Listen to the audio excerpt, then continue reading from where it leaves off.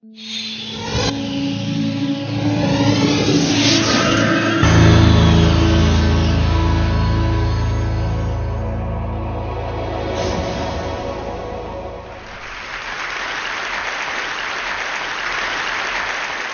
of my favourite cartoon characters is Snoopy.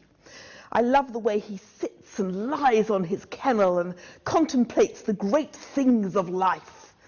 So when I thought about compassion, my mind immediately went to one of the cartoon strips where he's lying there and he says, "I really understand and I really appreciate how one should love one's neighbour as one loves oneself.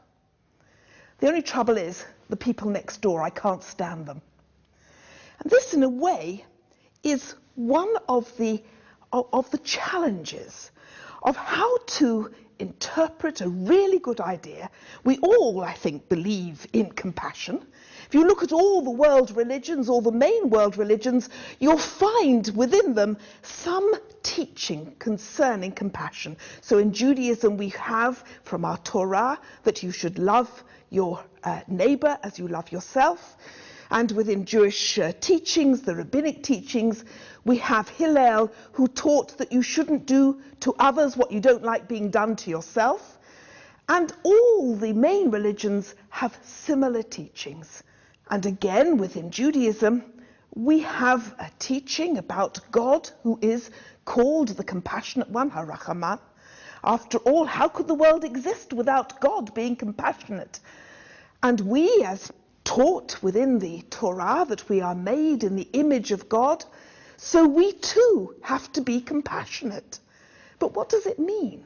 How does it impact on our everyday life? Sometimes, of course, being compassionate can produce feelings within us that are very difficult to control. I know there are many times when I've gone and conducted a funeral, or when I have been sitting with the bereaved, or with people who are dying, and I am overwhelmed by the sadness, by the difficulty, the challenge that is there for the family, for the person.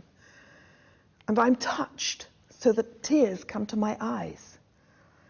And yet, if I just allowed myself to be overwhelmed by these feelings, I wouldn't be doing my job, because I have to actually be there for them and make sure that things, that rituals happen, that practicalities are seen to.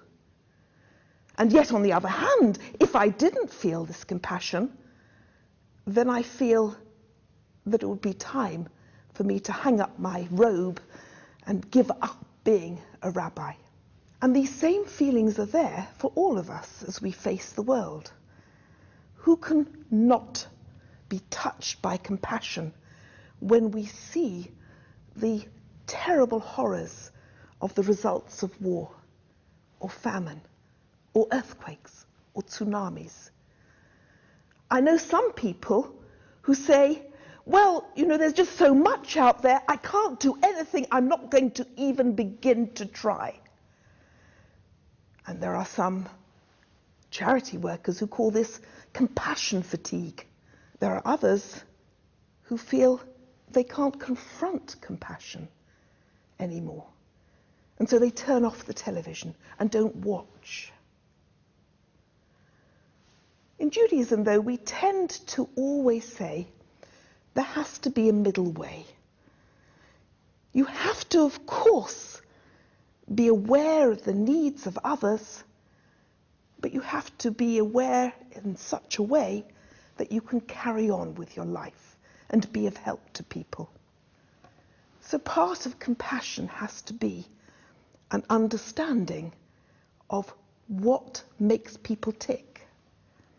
And of course you can't do that unless you understand yourself a bit more. And there's a lovely rabbinic interpretation of the beginnings of creation, which says that when God created the world, God thought that it would be best to create the world only with the divine attribute of justice. Because after all, God is just, therefore there should be justice